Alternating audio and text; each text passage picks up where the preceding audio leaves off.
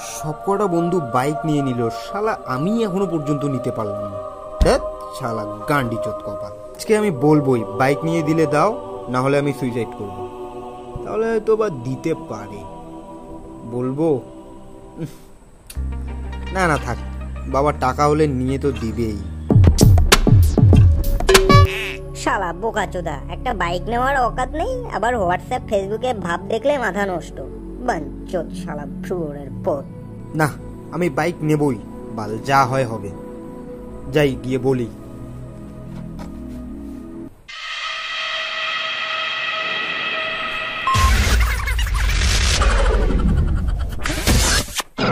কিরে, হঠাৎ করে তোর আবার কি হলো? হ্যাঁ তাই তো, তোর আবার কি হলো?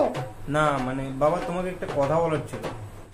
দেখো না, সবাই বাইক নিয়ে কলেজ যায়, শুধু আমি একাই একাই হেঁটে হেঁটে কলেজ যাই। হ্যাঁ তো কি হয়েছে, হেঁটে যাওয়াই তো ভালো। লোকে তোকে ভালো বলবে, ওদের মতো বজ্জাত ছেলেদের নয়। তুমি না সবসময় থামো তো। কি হয়েছে বাবা, বলতো তুই?